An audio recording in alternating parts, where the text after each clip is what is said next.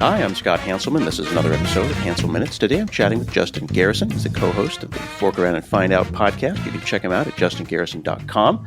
How are you, sir? I'm doing just great. Thank you. You have such a lovely blog at justingarrison.com. It looks like you kind of did what I did, was you blogged a lot for a while, and then you started to slow down a little bit. And it looks like you're doing about once a month. Is that about right? Yeah, once a month for almost 20 years. Yeah, kind of same. My cadence. Yeah, That's and awesome. that's just it's an endurance race, right? This is not a sprint. It is but a marathon. It comes in seasons, right? And I will get all the energy to write all the blogs, and then I just don't do it for a while.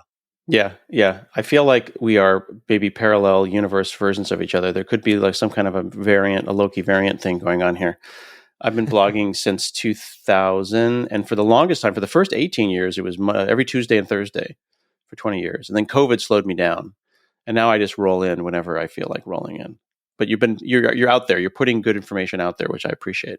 I put the things out there that I wished existed, right? And that's like most of blogging is for myself, and I don't care if no one ever reads it. And that, I think, is the ultimate goal. If you want to keep doing it, is do it for yourself. That is exactly it. It is a diary so that you can Google yourself later. Yes, I always am the top result of my searches.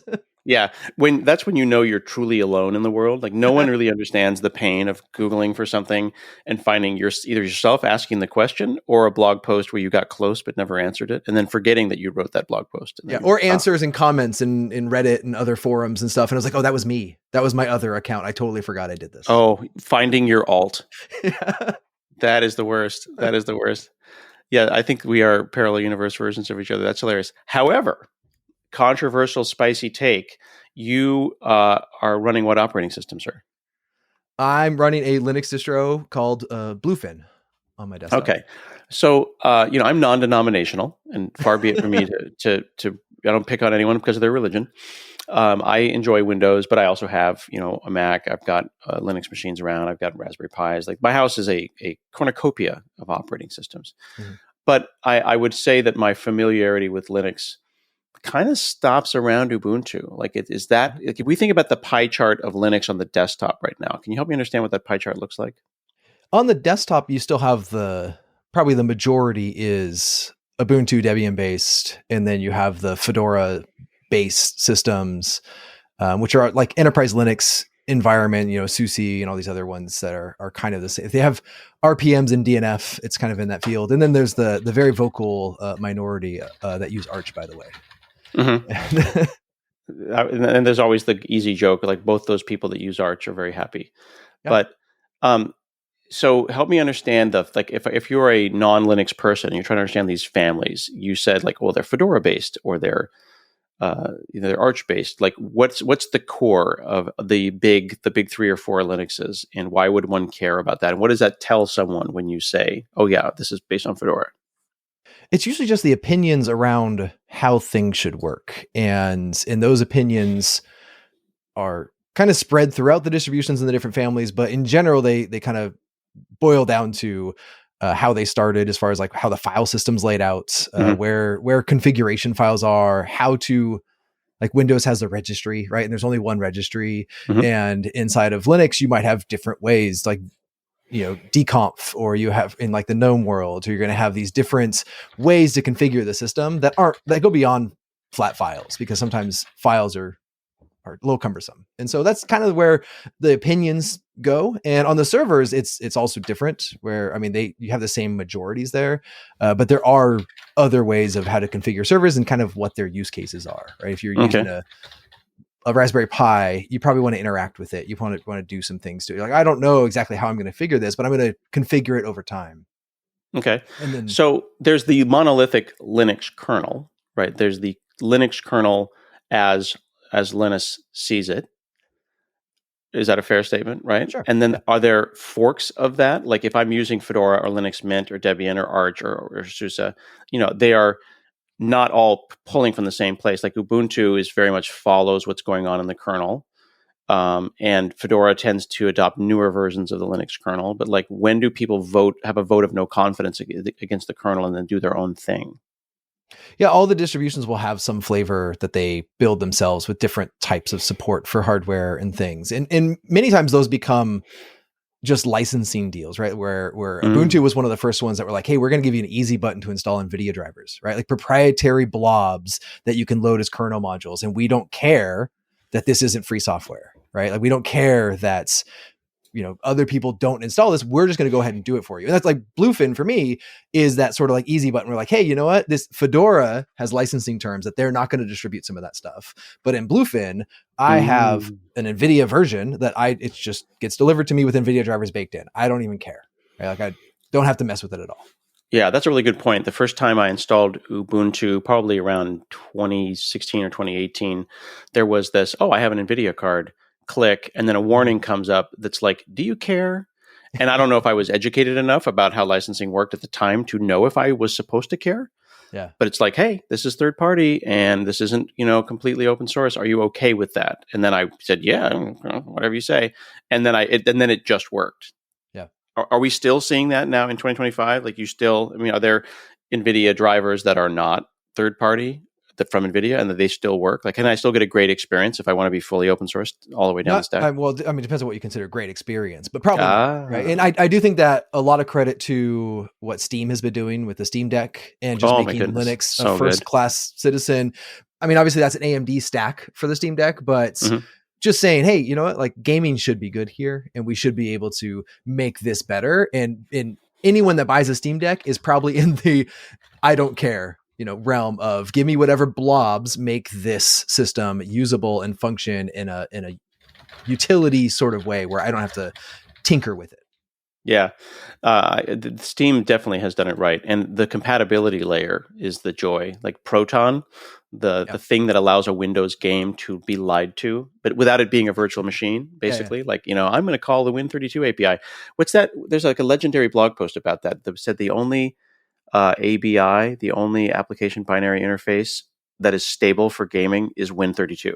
Yeah. And it's basically a statement that if you're going to make a game, you're going to target Windows. But don't worry, targeting Windows doesn't mean just targeting Windows. It really means it'll work and be okay everywhere, which is a crazy thing to be true. Yeah, and actually with Bluefin, like they have a version that's for gaming called Bazite, which is I have it on my Steam Deck, right? It's an alternative to Steam OS, which gives me all the flexibility of a full Linux distro, and I can install things, and I still get that AB partition swapping for upgrades and all that other stuff, and I get Proton and all. It's just a utility for me, right? Like it's still I just game on it, but the first time that I used it, I'm like, I'm gonna run Kubernetes on here. Why not? Like let's see what this looks like, and it works, right? Because I get a full SSH and all the other stuff that I might want to do that is restrictive on Steam OS, and you can't. They really don't want you to do those things, and as soon as you like break out of the mold, they're like, oh, this is now unupgradable.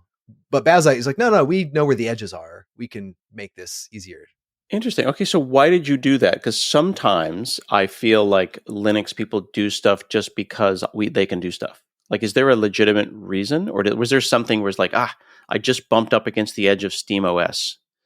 Installing applications was just really cumbersome. Like switching to the Ubuntu desktop and messing around and switching back. Yeah, I mean they run. I'm not a big fan of KDE, and they run KDE by default. They have an Arch Linux like flavor that's kind of locked down and read only in certain areas. And I was like, this isn't really what I wanted. And so I enjoy GNOME and I enjoy a Fedora base because I'm used to it. And so familiarity was really helpful.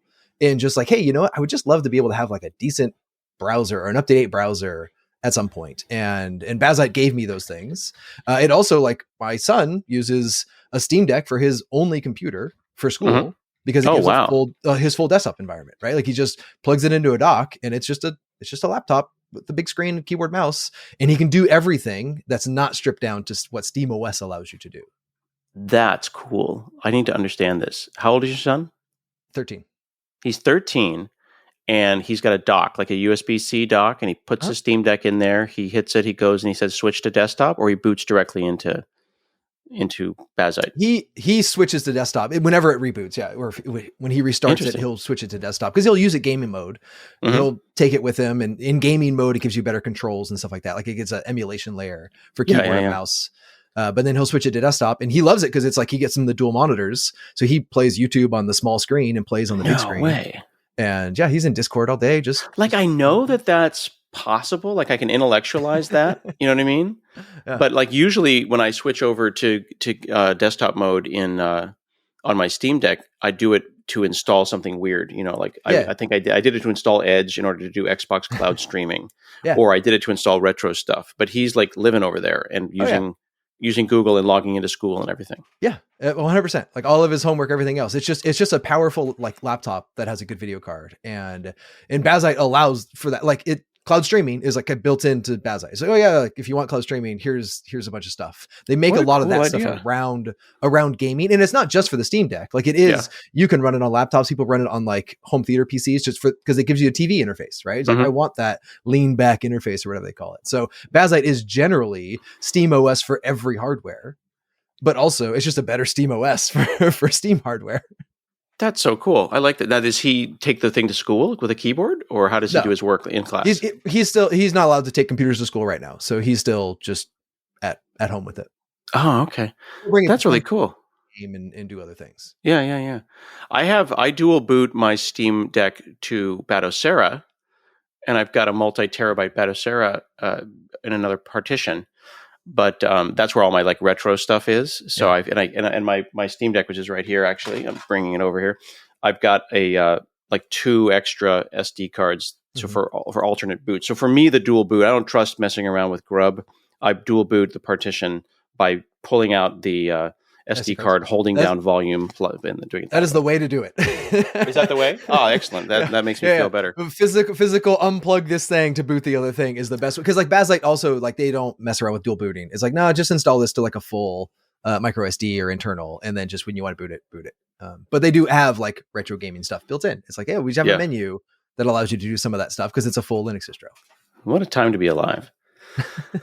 The on the desktop that you're running, which is Bluefin, which is projectbluefin.io, you picked that one because why? What was it about that gave you what you wanted, other than the power of the GNOME desktop? I mean, I have been distro hopping since I started using Linux back in probably 2004-ish. I would go back and forth, Debian, Ubuntu, Fedora, Arch for a little while. I've done so many. And really? I kept coming back to this, like, you know what? I ran a Chromebook for a really long time. I really liked the Chromebook upgrade stability experience, but I didn't like the restrictions. And Bluefin is based on Fedora Silverblue, which is like this A/B partition swapping, which is what Android phones do. It's what Chromebooks do. They have a different mechanism for it, but it doesn't really matter. It just gives you that stable like fallback. It's like, oh, this boot didn't work, fallback. Like a whole distribution upgrade is exactly the same as a normal package upgrade, where it's like, oh, I just reboot and I get the new thing. And like my whole distro, I'm going to go back to the old distro. Yeah, just reboot back. And you can even like bookmark things like a Git tree. Like I can have like Git status and say like, oh, let me bookmark this version of the OS, and then let me fall back to it if I need to. And I loved that just stability mindset of just, I reboot if I want to do a big upgrade, if I want to change a bunch of packages. There's a lot of things that are containerized in various ways, whether that's actual like Docker containers or Flatpak packages, which are isolated GUI environments. And there's also like DistroBox and Docker, of course, and all these other things. That's like, if you want to run and install software, you should probably do it with Brew, because Brew is just a good package manager that exists and has a bunch of packages for command line tools. If you want to run GUI apps, run them in Flatpak. And if you need something outside of that, there's like an escape hatch to layer on more packages on top of it. Interesting. Okay. And is it Brew specifically that is making the pinnability of the versions, or is it something inside of Project Bluefin specifically that is allowed? No, that's part of Fedora Silverblue. That's called RPM OS tree. And it's basically Git for your file system, which is similar if you like think of Nix does the same thing in some ways, but in a different sort of way. It's just like it's Red Hat's version of Nix in a lot of ways. Okay, and that's combining your traditional RPM style packet management with the OS tree model, the OS tree style of system images. Yeah, because you get an image, but it still kind of links a bunch of files on the file system, just like a Git repo would. So is that versioning like your whole thing? Like how much you choose, I assume, what to version? Like is it a versioned file system, or is it just it's the full file system? Yeah, the whole file system. My home directory is separate, right? Like, it mounts a bunch of directories that I can write to, and those things get persisted over reboots if I'm changing files, like Etsy, right? If I'm like changing Etsy hosts or something like that, I want that to stick around. So there's a bunch of things that are writable. But in general, it's just like this A/B sort of partition. We isolate things. And that's the same thing like when you're running servers, right? Like a lot of security best practices on servers are now also mount the file system as read only. Don't allow it to have write access to things. The server will be more secure. All this stuff is just going to be easier to maintain and update, and all that stuff just kind of is like bleeding into the Linux desktop. And I give Chromebook a lot of credit for starting that sort of mindset of just like, have we just isolate what you can do, but enabling you to do whatever you want is another story around that. Yeah, I feel like those are the stuff that's been happening in the last 5 or 10 years around being really formal about boot partitions, user data partitions, what's read only, what's not read only. Like it's starting to get more formal and more opinionated, and people are starting to be unafraid of like how to set up their partitions. Back in the day, we did not think about it like that 20 years ago. But now the idea that like, oh, I'm going to upgrade. Okay, that's the new partition. Let's boot off of that. When that one doesn't work out, we'll just roll back. It's cool. It's very like Linux is becoming so much more bulletproof than it was, I don't know, even 10 years ago. Yeah. It's really cool to be so opinionated. I've seen those upgrades with Batocera, which I find to be a really great distro for my Steam Deck. And doing the upgrades has been pretty straightforward. Hey friends, it's time to pay the rent. We're going to take a pause here and have a chat with our new sponsor, ShareGate by WorkLeap. I've got Shaylin Gimby on the line. You know, Shaylin, if you had 30 seconds to explain why ShareGate makes IT teams' lives easier, what would you say? All right, start the clock. Everything IT teams need to manage Microsoft 365 comes out of the box, no manual needed. Flat, transparent pricing, no data caps, no per user fees. From planning migrations to keeping your environment clean and secure, we take the heavy lifting off IT's shoulders. And when you need help, you get real support from real experts. ShareGate makes Microsoft 365 management simple so IT teams can focus on what really matters. That was exactly 29 seconds. That was impressive. Very, very impressive. Just as is ShareGate by WorkLeap. You can check them out at sharegate.com. It's one tool to migrate faster and secure your tenant. It's an out-of-the-box Microsoft 365 migration solution. You can check them out, sharegate.com, and we thank them for being a sponsor of Hansel Minutes. So when you are picking your front end, are you finding there's anything you can't do? We used to tease Linux people about their video drivers, but sound was the big one. But here we are. You're in Chrome. We're having no problem. You've got your webcam. Is there anything that doesn't work, or are the days of joking about Linux and audio drivers long over?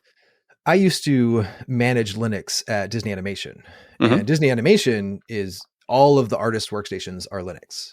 They're all Red Hat Linux, and I was responsible for what artists would do to make a movie. And it was always like a trope going into it. It was like, you can't do multimedia or graphics or all this stuff on Linux. And I'm like, I walk into that environment, I'm like, oh, this is all like, and they like all of the other options of like, we should use Windows for this, we should use Mac for this. And like, nah, like we don't have any of the flexibility that we need that we get from Linux to be able to run a business this way. And they were running, like with Wine and even things back, 10 years ago, like they were running applications that you're like, oh, this should never work in Linux, right? Like now, like Photoshop, yeah, it's fine. Like we got it. Like it doesn't matter. It's running in Linux. It does everything that the artists need to literally make movies that go to a movie theater.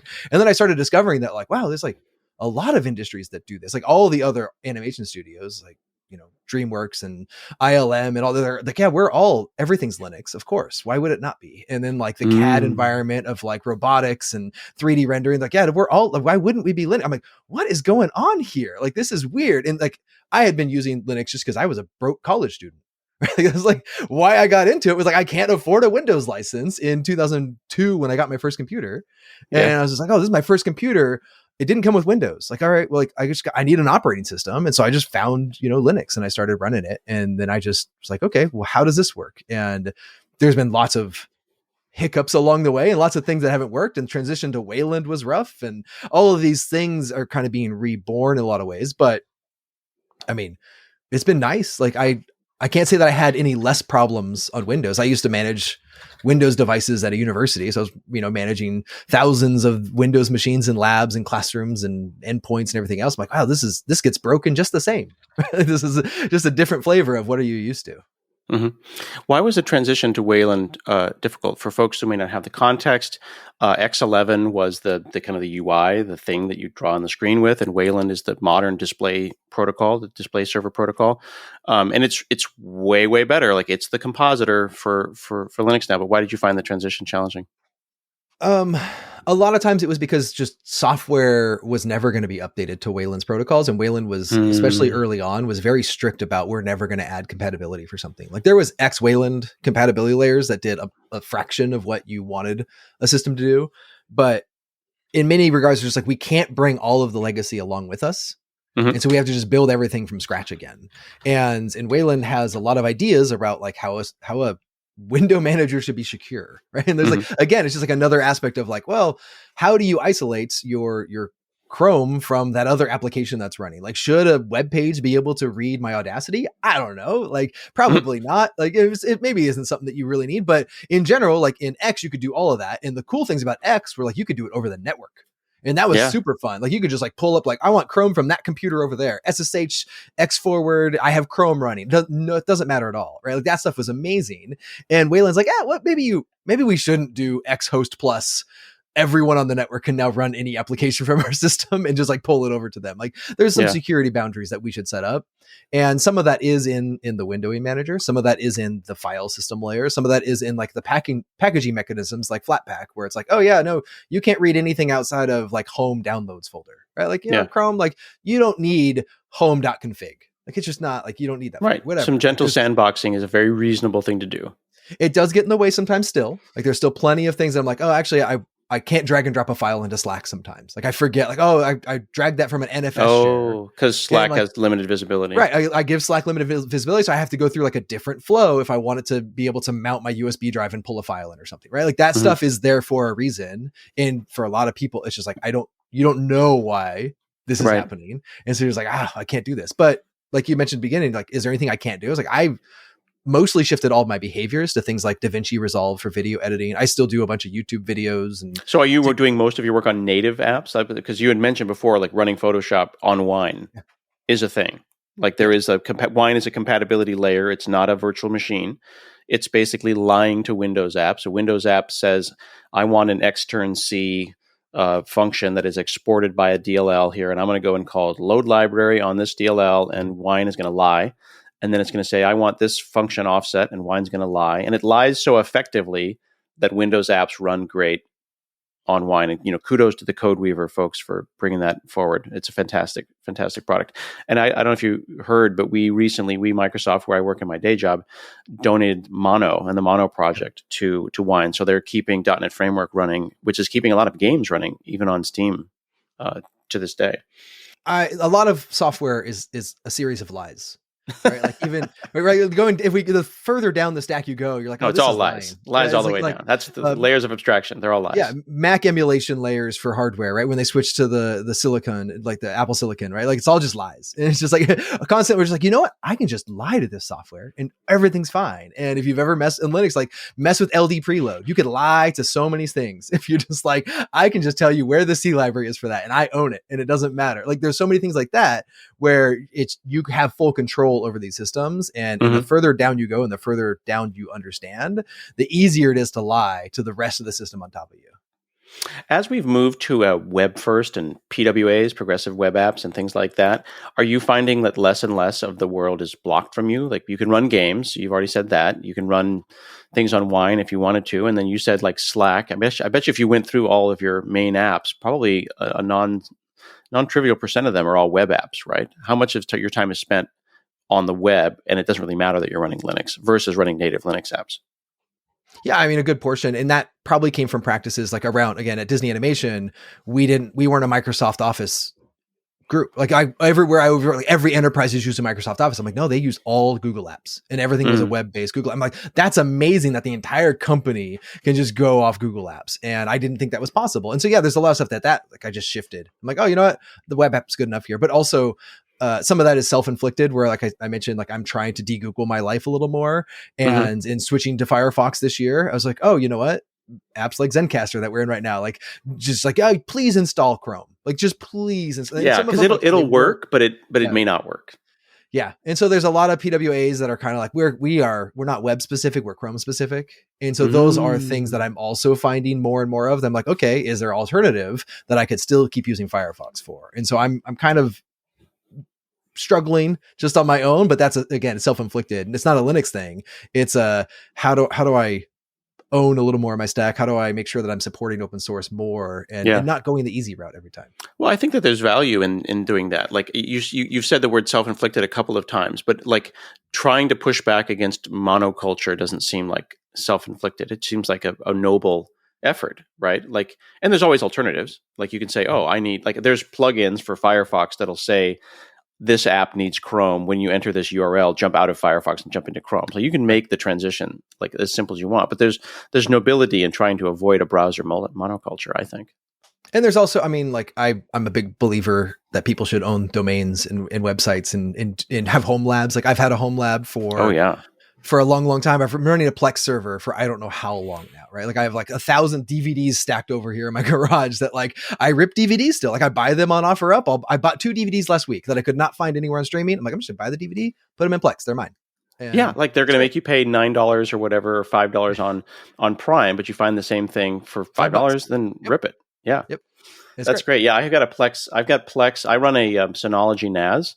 Yep. And I've got, I don't know, 72 terabytes, just way too many. Like I have every photograph and video I've ever taken since like 1995. Like I had remember the Kodak Square digital camera in the 90s? Yeah. Like I've got every picture I've ever taken on that NAS.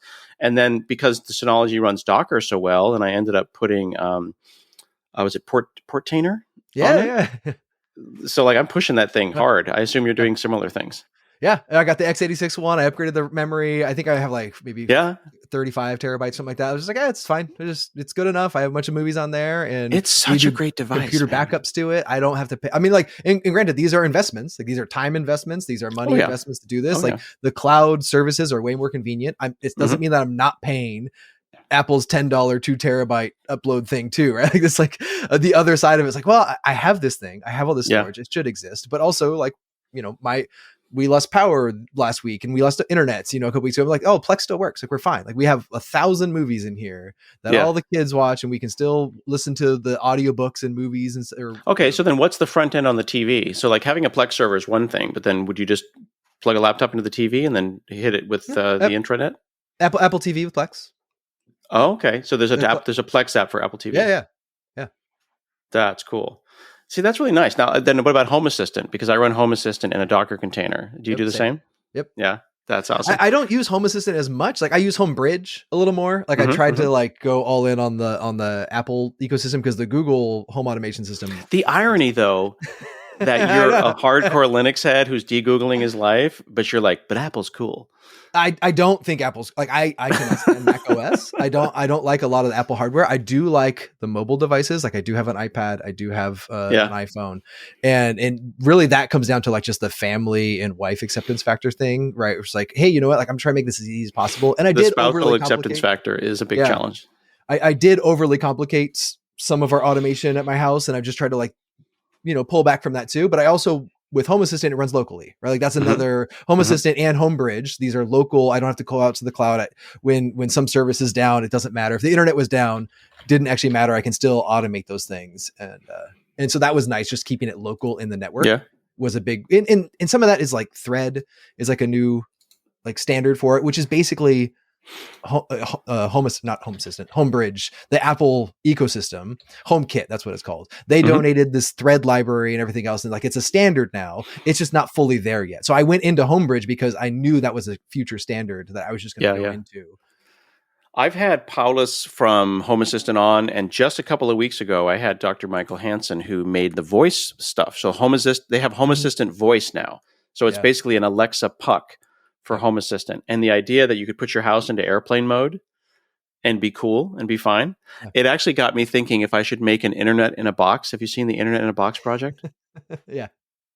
Right. So it's just like download the entire internet, which is really Wikipedia plus a bunch of survivalist PDFs, and like run it on run it on your NAS. And it's like, okay, the power is out.